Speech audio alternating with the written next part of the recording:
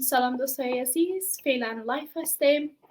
با عرض سلام و احترامات خدمت شما بیننده های عزیز و مهمانان گرامی و نخستین برنامه میزگرد مجازی با من فریحه سعیدی از شهر تورنتو کانادا خوش آمدید.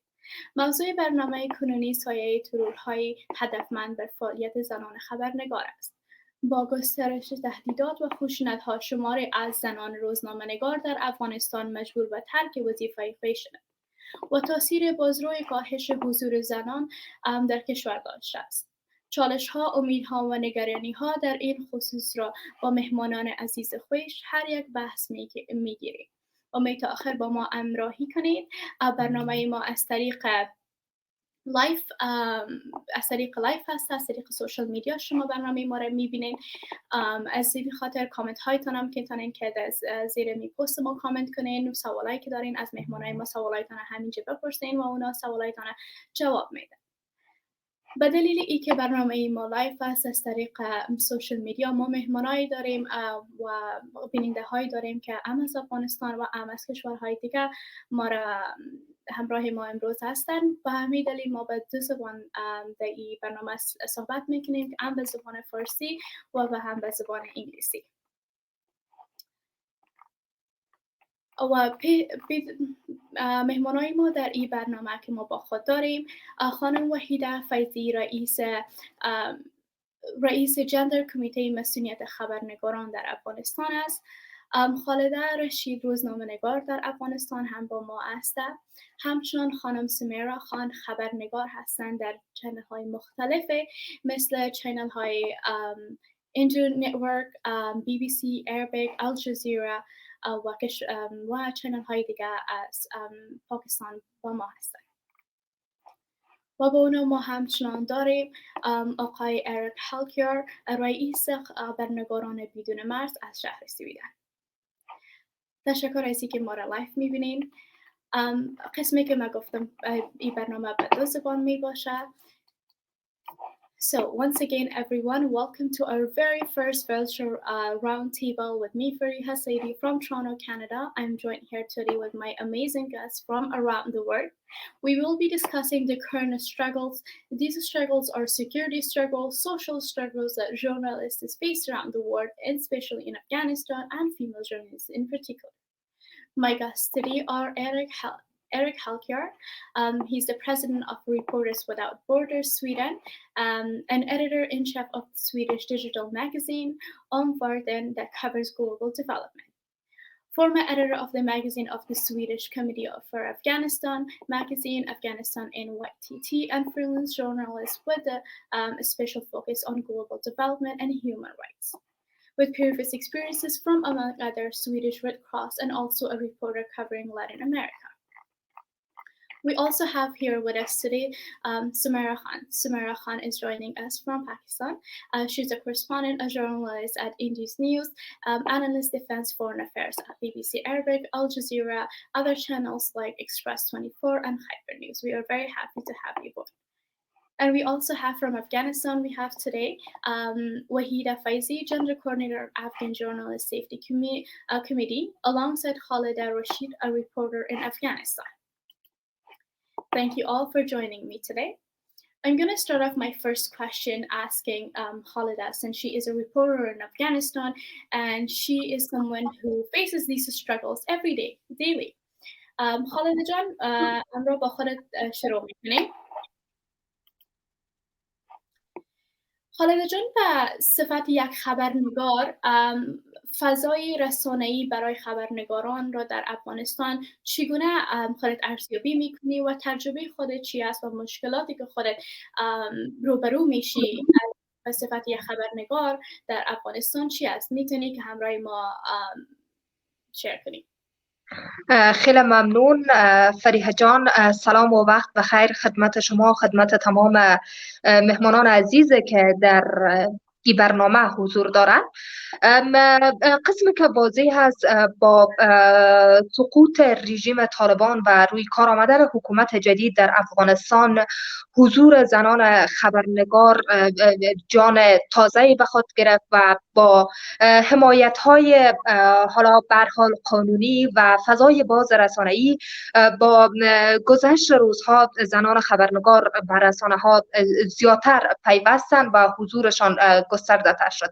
اما رفته رفته با شدت وضعیت ناگوار امنیتی و برخوردهای ناپسند اجتماعی این حضور یک افت داشت که حالا ما اگر در شرایط فعلی بحث کنیم که متاسفانه زنان خبرنگار با چالش‌های خیلی زیاد دست پنجه نرم میکنن، از چالش‌های یا محدودیت‌های خانوادگی گرفته تا کار کردن در فضای رسانه و در اجتماع.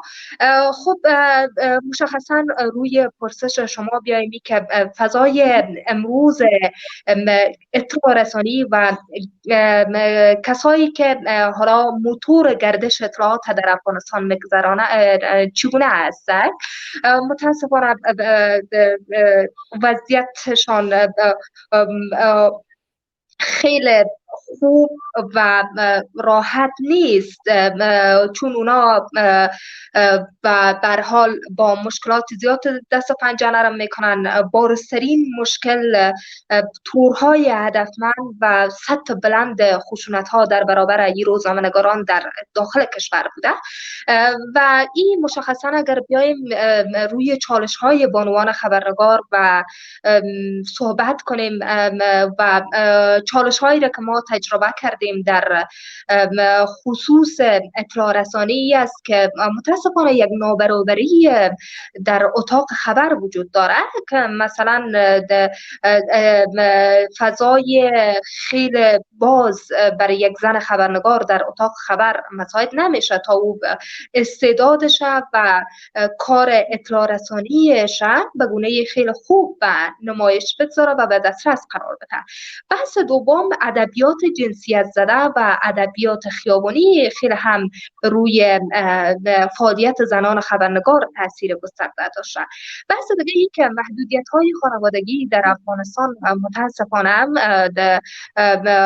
پای دانشجویان بانوی این مسلک و کسایی که حالا میخوان وارد کار خبرنگاری شوند بسته کرده، به دلیل از اینکه خانواده‌های افغانستان با شمار زیادشان با افکار سنتی که دارن بیشتر نمیپندارن که دخترایشان به رسانه کار بکنن و همچنانی که فعالیت رسانه‌ای به دلیل روشنگری که در قبال گروه‌های افراطی و اشخاص فاسد و زدوبندایی که حالا خطرساز می باشه برای مردم ما، برای حکومت ما که اینا حالا کار میکنن، یک رشته پر مخاطره می باشه. و همچنان فراموش نکنیم فریحه جان که این بانوان خبرنگار همچنان با اندیشه های متحجرانه افراطی حالا مقابل هستند، اندیشه هایی که نمیپذیرند که یک دختر خانم روی پرده تلویزیون ظاهر شود و کار اطلاع رسانی کنه و سهم بارش روی گردش سیر اطلاعات در کشور داشته باشه و همچنان درآمد کم و امتیازات اندک از چالش‌های زنان خبرنگار است که در کنارش متاسفانه بعض آزار و اذیت‌ها، تبعیضات و ای که حالا ما حضور زنان در سطح ارشد مدیریتی رسانه‌ها نداریم، نیز از چالش‌های ما زنان خبرنگار در کشور است که حالا طبق آمارها از 96 تلویزیونی که در کشور وجود داره، 190 رادیویی که وجود داره و 1500 رسانه چاپی که در کشور وجود داره، فقط 10 تن از زنا رهبری رسانه ها را به دست داره. شما فکر کنین که از تجمع این رسانه ها فقط اندک کم شه، ما میبینیم که زنان حالا رهبریش به دست داره و این واقعا نگران کننده است که زنان در رده های مدیریتی و سطوح بلند رسانه ها شاغل نیستن.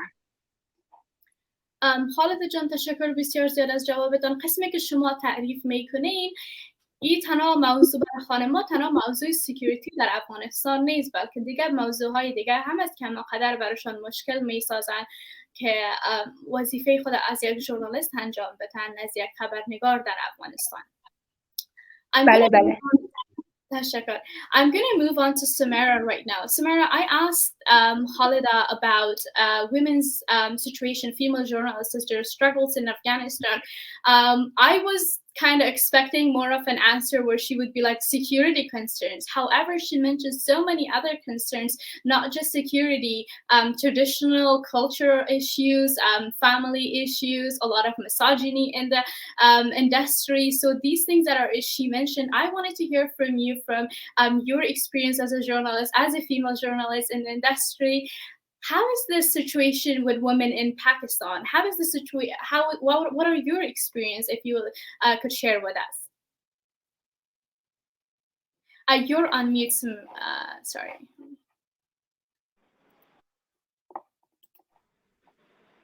Go ahead, please. Can you hear me now? Yes, we can. Okay. Thank you so much for giving me the platform to speak about. I would definitely try to shed some light on the plight of women, female journalists working in Pakistan. Whenever there is a word women, I think they are like a lightning bolt. They attract all kinds of problems and things that they should not be facing in their lifetime and in their profession and in their personal life. Exactly. But see, that is why I think that is why Allah Ta'ala has created women with such boldness, with such courage, with I think the woman is this kind of substance that can handle everything that comes on, that life throws at her.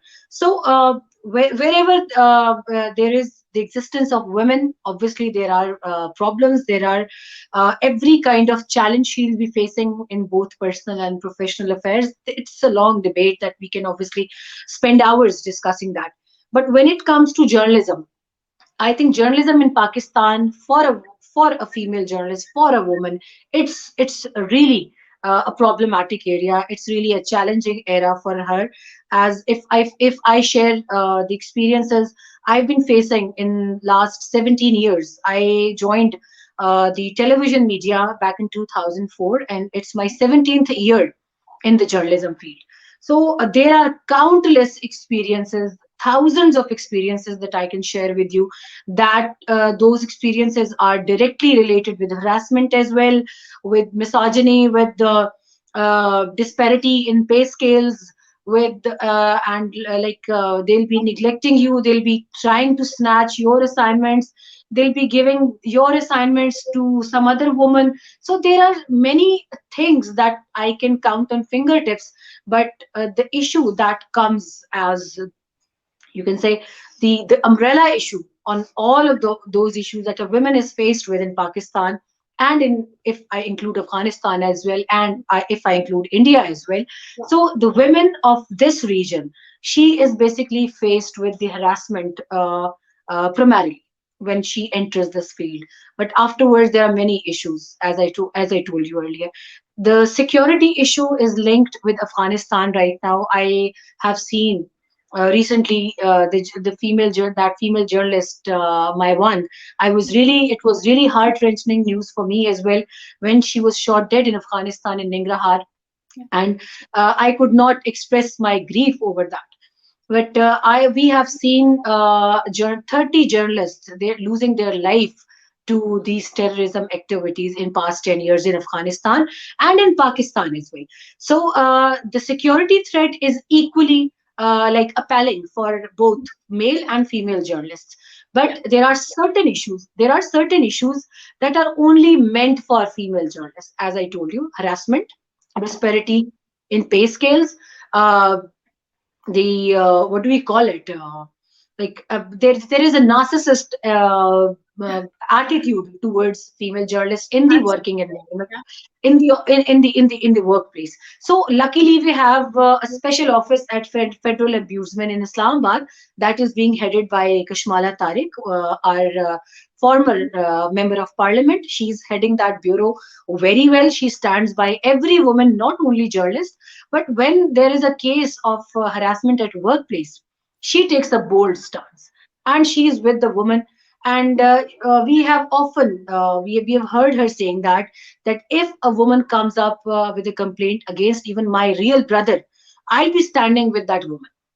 So luckily, Pakistan is there is an evolution, and that revolution is seemingly is going into a positive direction.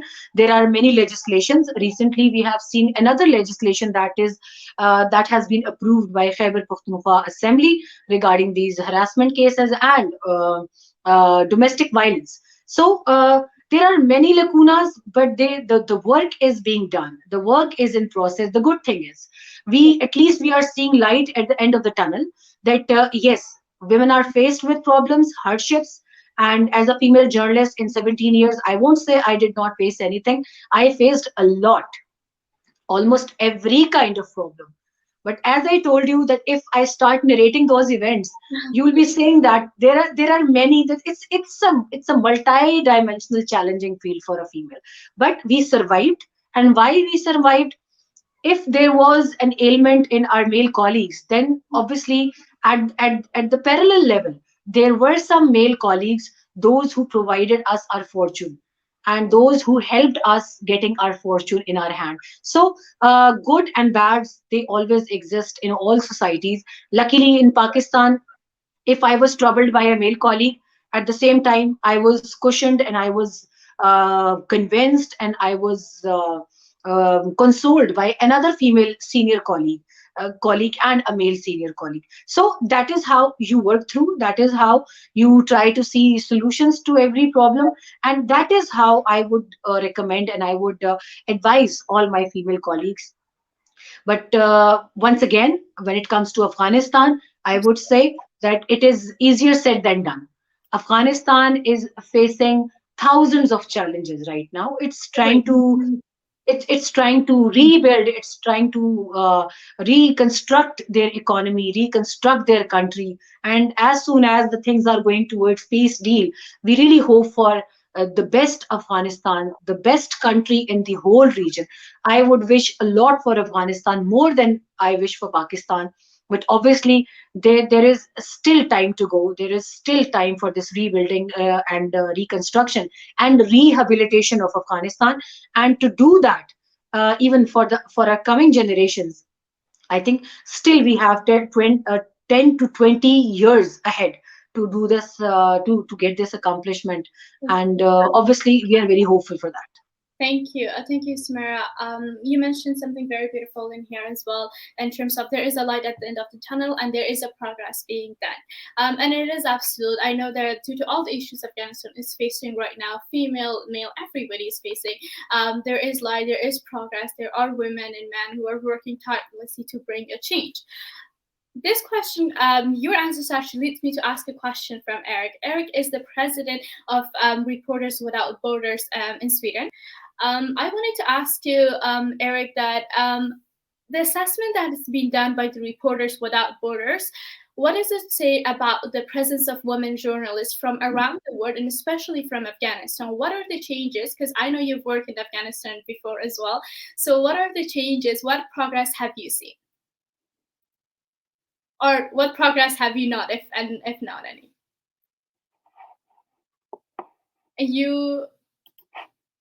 Okay, you're actually on mute. You should be able to unmute yourself. There, yeah, thank you. No problem. Thank you.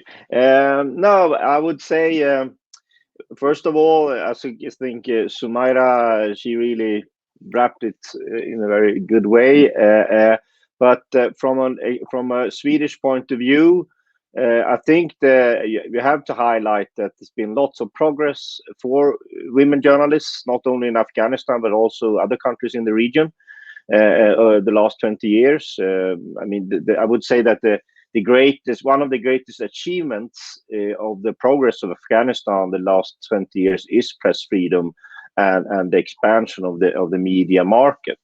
And that's included the possibility for women to become journalists, and Sun TV is a very good example of that, I would say. But with this comes, of course, a challenge to fundamental and traditional, I would say, patriarchal views and of society.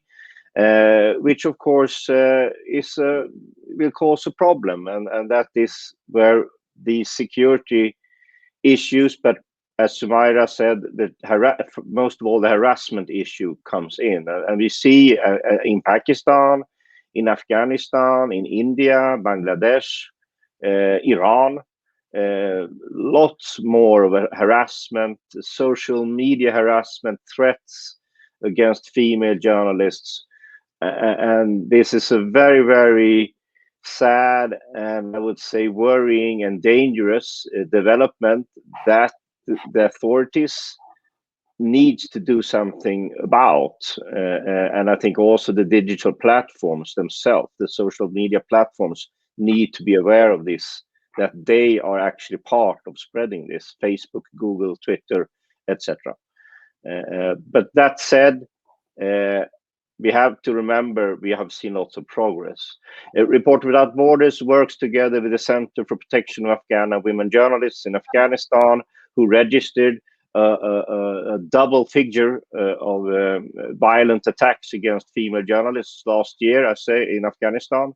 I think they registered 13 violent attacks against women journalists to 6 the year before, which says it all, I would say.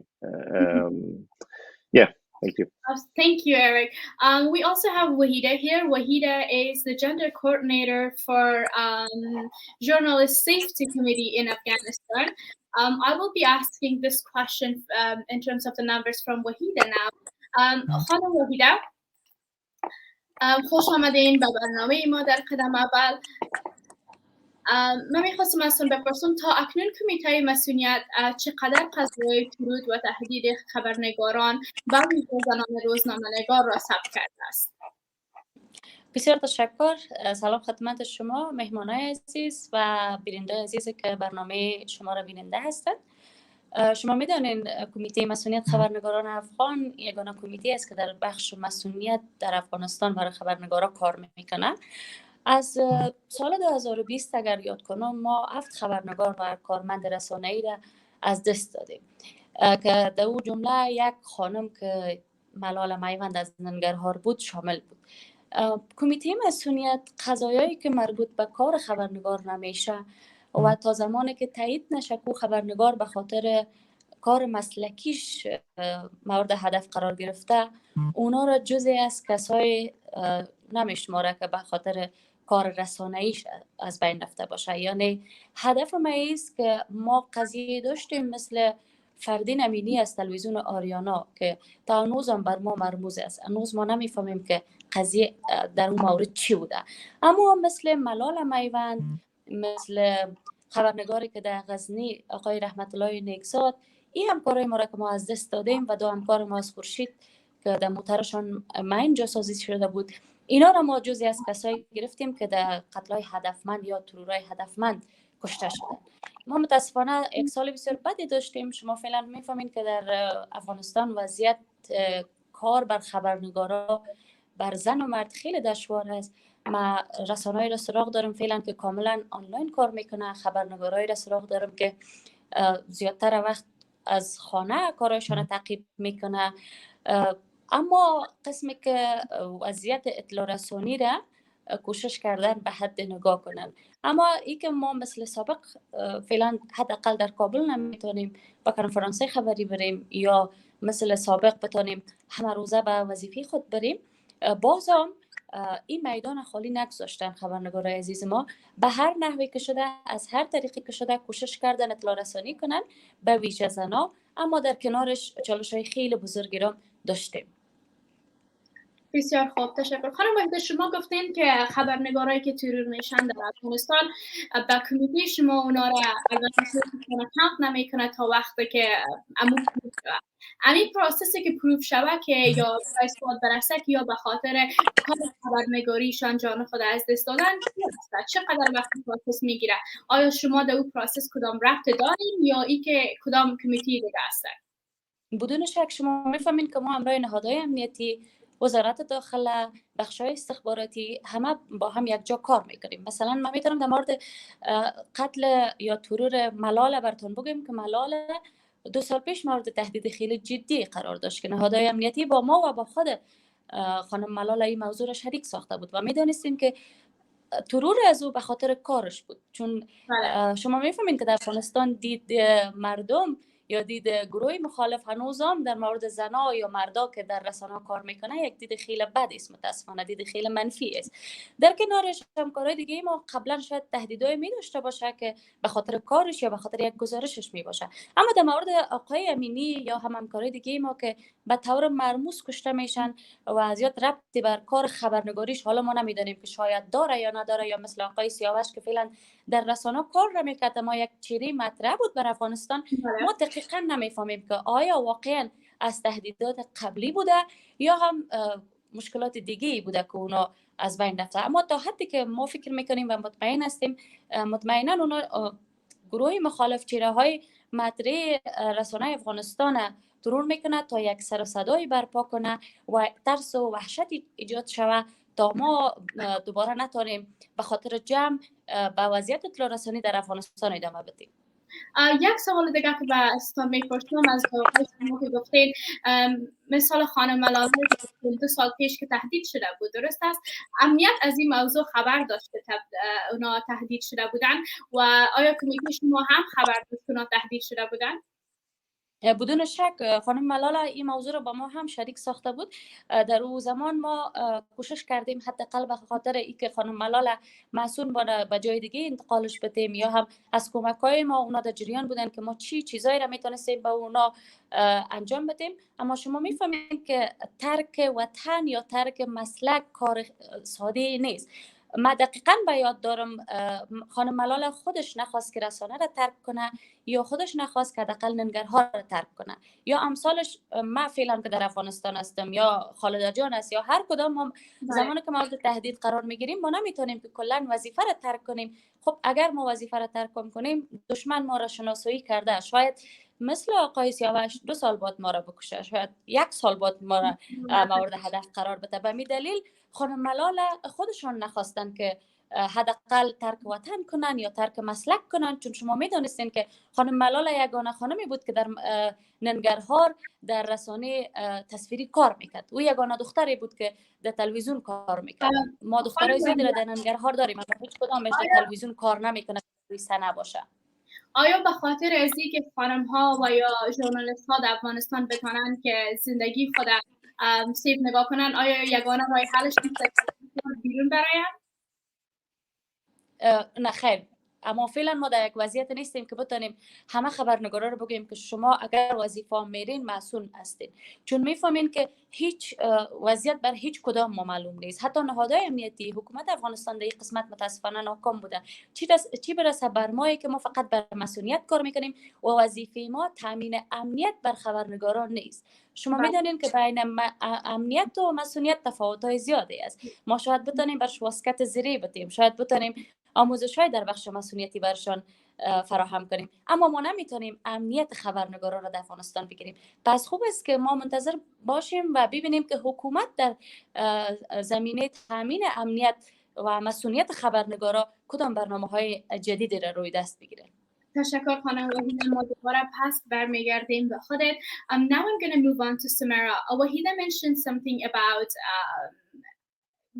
one of the reasons that they have discovered the reason that they target Afghan journalists, females or male journalists in Afghanistan, the reason is to basically quiet their voice, to kill their voice.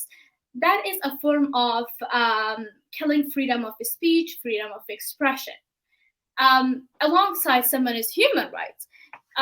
Sumaira, what is your take on that? These techniques of killing freedom of expression, freedom of communications, what is the damage in the society? You see, Faria, that it is, I think, entirely a damage to the society. It's not a damage to anyone. Either it's a damage to the family, the person who's being killed, male, regardless of being gender, regardless of the gender, male or female. If a journalist is being killed or he or she is being removed just to send a vibe or a message that your voice should not go into a direction that we don't want, that we don't want to listen to, and that we don't want to watch that particular piece of journalistic experience be on camera, or either it's you can be from radio, print, and broadcast. This tactic is going to damage the society, and I would rank it like 100 out of 100, something like that. It's the only damage that we can do to not only to our society, but it's for the damage. It's the damage for our coming generations too, and the youth that is right now observing us, how we are working, how we are delivering, and the way how we are courageously delivering it. But unfortunately, it has become a tactic for the powers to silence a voice, to vanish a voice, to make them disappear, or to make them do something that should that should be for their own security and safety. Unfortunately, as I told you, that 30 journalists have lost their life only in Afghanistan in past 10 years. Correct me if my data is wrong.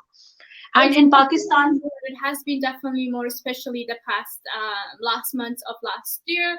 Exactly. October, I believe there was a report that from October 2020 to January 2021, Afghanistan has been the deadliest month over years. In fact, there was compared during to wars that Afghanistan has been through. It has been deadly, and not just for journalists, but for civilians as well.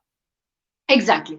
And if you just carefully, if you observe the recent wave of terrorism and violence in Afghanistan and in Kabul in particular, why it's all of a sudden it's triggered, why it's right now on its highest peak.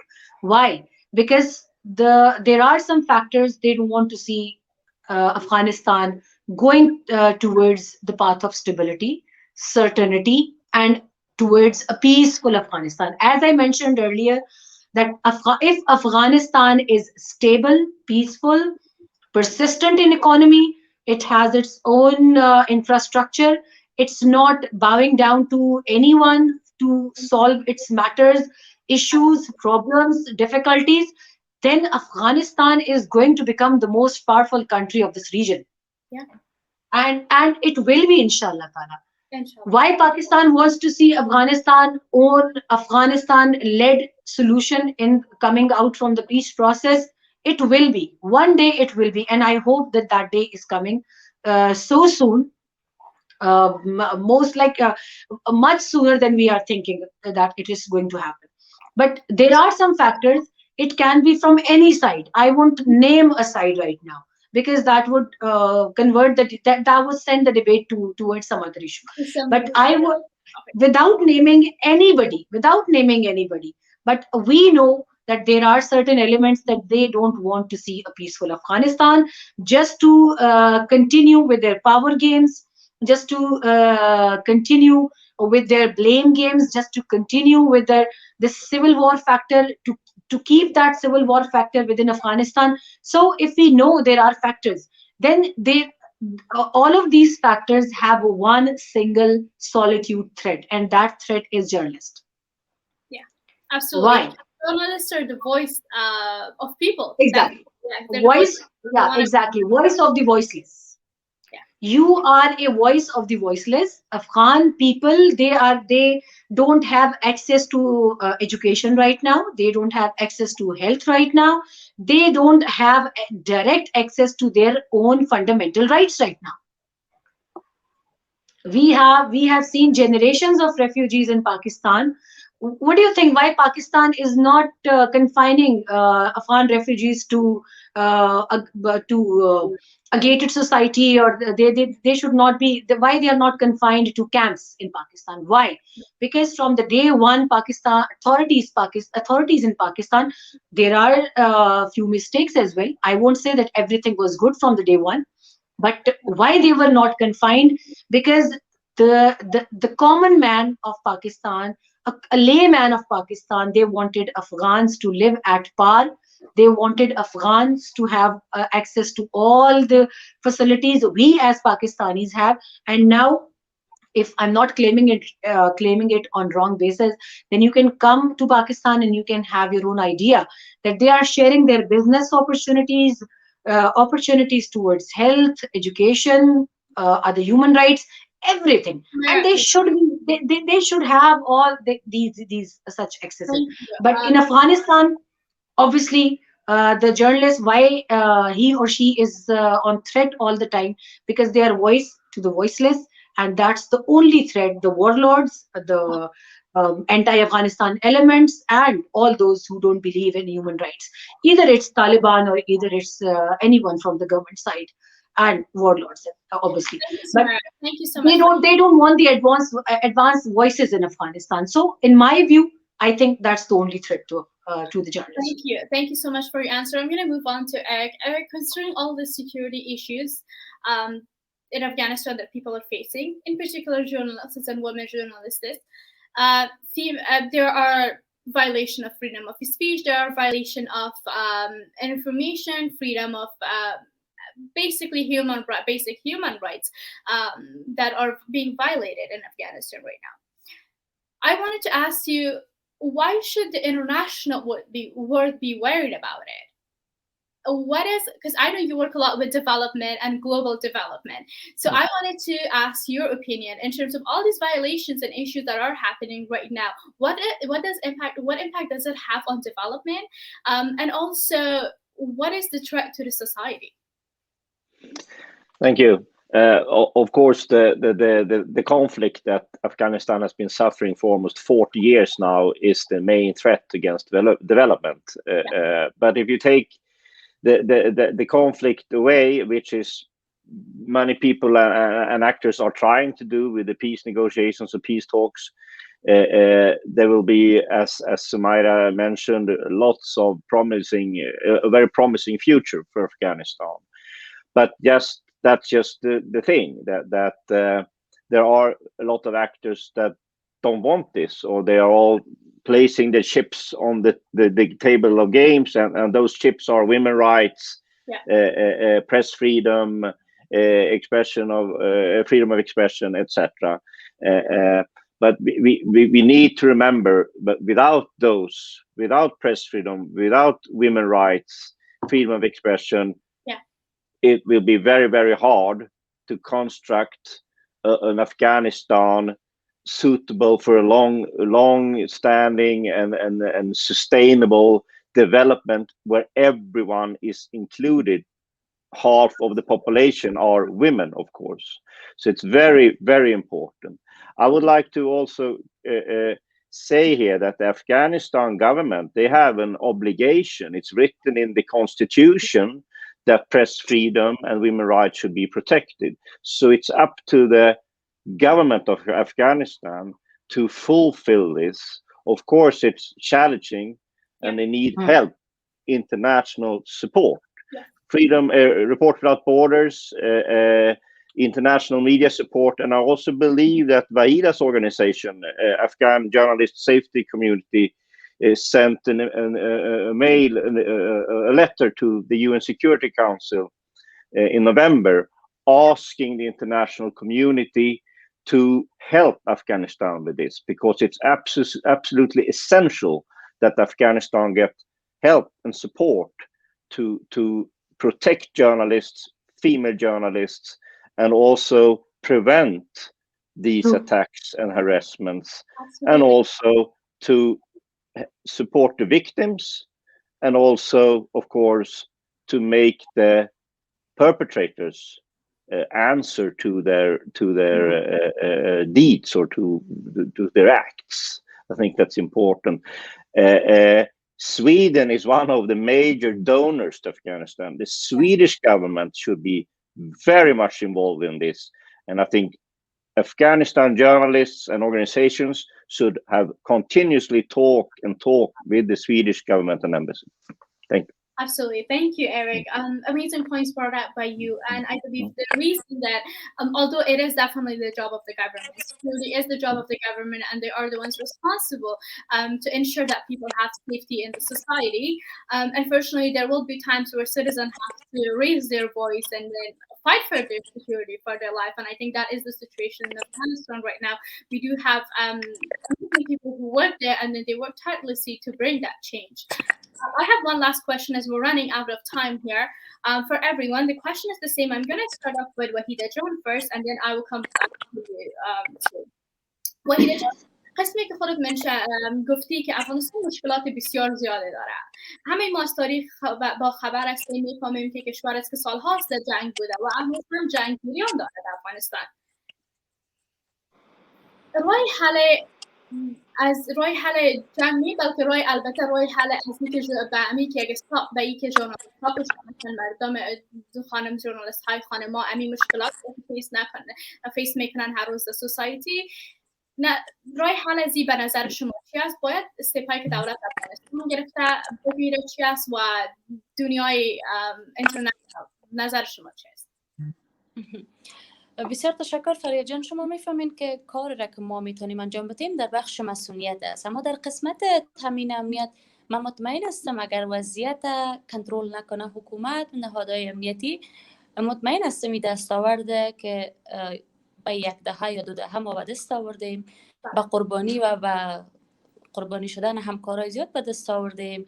به سادگی نبوده. دخترای خبرنگار، مردای خبرنگار ما از دست دادیم که تونستیم آزادی بیان که در سطح منطقه بی‌نظیر است ما تا هنوز حفظ بکنیم. خواست ما از حکومت است که اگر میخواین که دستاورد چندین ساله خود که یگانه دستاوردی بوده که تا هنوز پابرجا بوده حفظ شود، باید در قسمت تامین امنیت خبرنگارا به ویژه زنا توجه جدی کنه. بخش دیگه فریا جان، شما میفهمین که ما تنها با مخالفین حکومت یا با خود حکومت مشکل نداریم. یک دختر وقتی که از خانه میبره مبارزه از او خانواده شروع میشه، از خانواده کم خلاص میشه، با اجتماع شروع میشه، از اجتماع زمانی که خلاص شد باز متوجه میشه که داخل یک رسانه چقدر مشکلات است. مثلا از آزار اذیت جنسی گرفته تا تبعیض جنسیتی تا نپرداختن معاش، این تمامش مشکلاتی است که دخترای خبرنگار باش روبروست. من فکر میکنم که خوب است از خود رسانه ما شروع کنیم. خوب است دخترایی که در رسانه میآید با چیزی که به نام تبعیض مثبت ما امروز میگیم، حداقل ما هیچ تبعیض نمیخوایم، حداقل حق مساوی میخوایم. شما میفهمین وقتی که یک پوزیشن اعلان میشه به عنوان از اینکه ما تبعیض مثبت میکنیم، حق اولویت بر دخترها میده، حالا نه که اگه دختر باز استخدام میشه معاشش کمتر از یک بچه است، یا هم امکاناتی که به یک بچه داده میشه و به دختر داده نمیشه. متاسفانه تبعیض جنسیتی خیلی نامعری دیده میشه، اما هیچ کس هم نمیتونه که بیا شکایت درج کنه، یا هم پلیسی و قوانین در این بخش ما نداریم که بتونیم تبعیض جنسیتی را محو کنیم. اما در قسمت آزار اذیت جنسی که یک مشکل خیلی جدی دخترها در رسانه بوده، ما تونستیم تا حد بر این مشکل رسیدگی کنیم. شما میفهمید کمیته مسئولیت خبرنگاران افغان در سال 2018 میلادی پالیسی را به نام پالیسی منع آزار اذیت جنسی زنان در رسانه ها ساخت.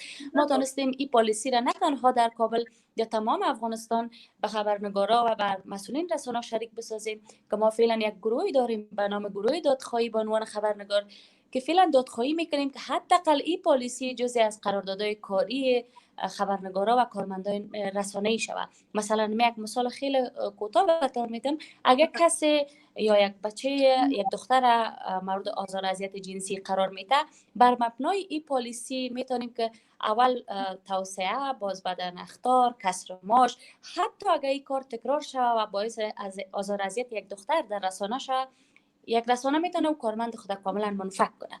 اگر ما دو قضیه دیگه بخش داشته باشیم، مطمئن هستیم که دیگه هیچ مردی یا هیچ کارمند رسانه‌ای نمیتونه که یک دختر خبرنگار مورد آزار اذیت قرار بده. یا هم در قسمت پلیسی ها یا برنامه‌ای که من فکر میکنم که از دست حکومت یا از دست وزارت اطلاعات فرهنگ زیاد هم در این قسمت کار ساخته نیست. شما میفهمید ما فعلا حتی قرارداد کاری نداریم، چی برسه به اینکه قرارداد کاری معیاری باشه. اکثریت دخترها زمانی که میاد شکایت به شما درج میکنه از رسانه خود مشکل برش پیدا میشه یا شکایتش از رسانش میباشه، زمانی که ما میگیم کاپی قرارداد تا بر ما بیار، اونا میگن که ما حتی قرارداد نداریم.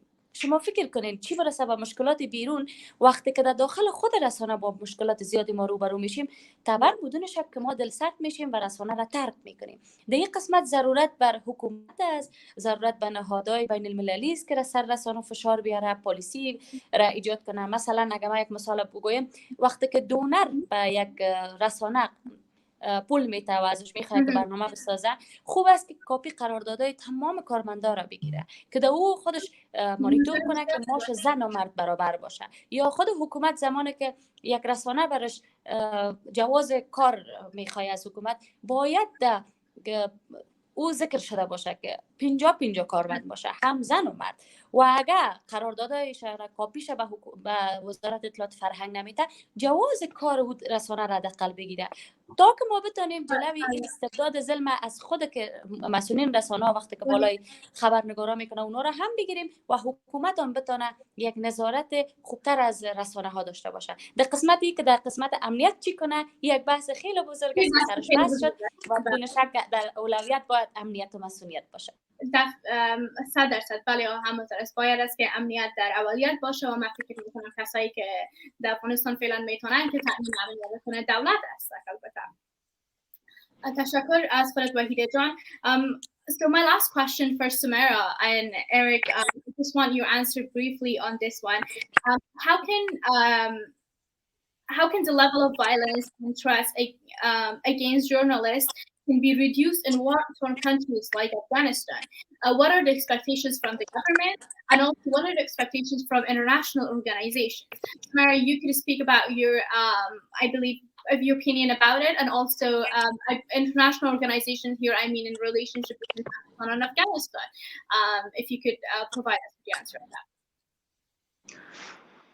Yes, Faria, I think I still did not see anything that goes beyond the condemnations. I have seen many condemnations, but unfortunately, there were no concrete steps on ground. As if we name it, even in last 2 months, Bismillah Ahmad, Rahmatullah Nekzad, and Malala Maiwand, as I mentioned earlier, and Yama Siawash, alias Dai, and Saba Sahar. They were like 5 assassination attacks on these journalists. Only I think Saba Sahar survived the attack. But where is the concrete step? Committee for the Protection of Journalists, I did not see anything except the condemnations. That is what hurts me. That is what pinches me. That if we are there to just condemn these attacks, then we don't want these bodies. I'm sorry if I'm being a bit rude. That is very fair to say. Yeah. So if our mandate, if our vendetta is just to condemn these attacks, I think that can be done by anyone. We don't need any union, any body for that. If we want to do something, then I think the first measure was to form a committee from all the leading countries, those who have big names in journalism, in the community of journalism. They should have constituted a committee.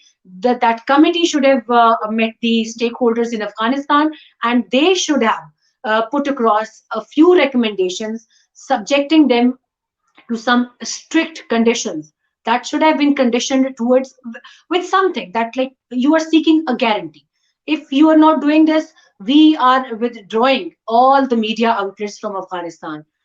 After that, if you are not taking any concrete step to safeguard the journalism community, obviously, then okay, we are going on a blackout across Afghanistan.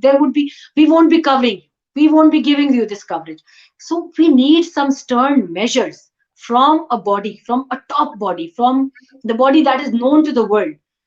I think I have only this suggestion to, like, put in place. If Erik or if any of my colleagues who are present here, they should write it down, they should make it a part of recommendations, and they should share it with our senior journalists across the world. That they have to come forward. They have to come forward for the journalists of Afghanistan. Thank you very much for the answer. I'm going to ask Erik the same question. How can the level of violence and threats against journalists be reduced in a war-torn country like Afghanistan? What are the expectations from the government, from international organization? And I know that you have an organization yourself for reporters. So what are any steps that your organization has taken in the past or are planning on taking in the future? Thank you. No, I think, again, I'm repeating myself here, Sumaira, as I don't understand Wahida much, I'm sorry, but I probably say very good things too. But Reporter Without Borders, CPJ, you name it, we are good at condemning attacks. We, Reporter Without Borders, sent this letter asking or demanding the UN to do something. Reporter Without Borders Sweden, we are a small part of this organization, are in dialogue with the Swedish government, of course. We invited a colleague of you at TV, Najwa Halimi, to Sweden last year. She herself could give her testimony to the Swedish Foreign Minister of Affairs, to the Swedish Parliament, to the Swedish Ambassador of Human Rights. I think that's very important, as I said before, and we have lots of expectation on the government of Afghanistan.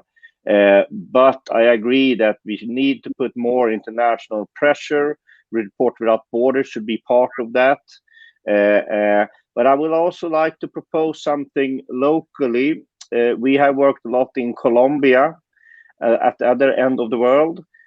Which was a war-torn country, lots of journalists being killed in the 90s. They actually themselves, also with international support, of course, but themselves started building networks among themselves. That the journalists, if one journalist is killed in Ghazni, a journalist in Jovsan on Badakhshan, will not tolerate that, will also support those journalists or colleagues in Ghazni or in Kandahar. The journalists in Afghanistan need to see that one attack on one journalist or one colleague at the end of the country is attack on all the journalists and the whole press freedom. I think we need to help Afghan journalists to be stronger together and put more pressure together on the government and the perpetrators, of course.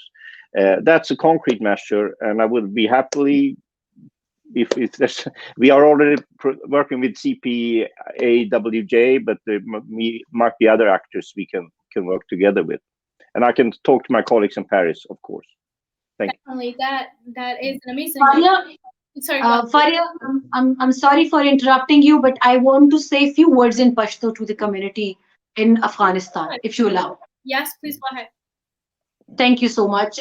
Zebafal tolo katun kuta sukchida video hum guri da webinar guri Afghanistan ke hum agui ta bazama khwasti che apas ke hum sada se network jod kai chista yo unified body yo unified union with Afghanistan the journalistano چې هغوی سره زمونږ هم رابطه وي د پاکستان او په دې هکله پاک افغان یوث فورم چې دی هغوی هم ډېر ویبینارز کړي دي.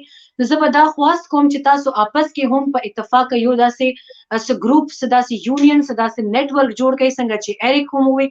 نو هغې په وجه موږ ته به هم اسانه چې موږ ستاسو سره مرسته وکړو چې موږ ستاسو سره لاس په لاس په دې مطالبه باندې انټرنیشنل کمیونټي ته هم ویلی شو چې او چې څو پورې د افغانستان د جرنلستانو قتل عام نه ختمیږي د هغوی اساسینیشن نه ختمیږي موږ به یا په هړتال یو یا موږ به څه داسې مهم قدم اوچتولی شو ستاسو سره.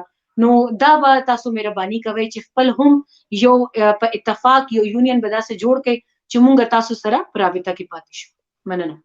Dear Manina, thank you very much. And Erik said it in English, Sumaira said it in Pashto, and I don't know if I should say it in Farsi.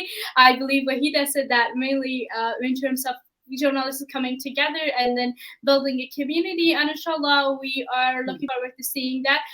We are over time now. Thank you very much, Erik and Sumaira, for giving us your time today. I apologize that we went over time, but it was a great discussion. Thank you for your time, and thank you to our audience for watching us.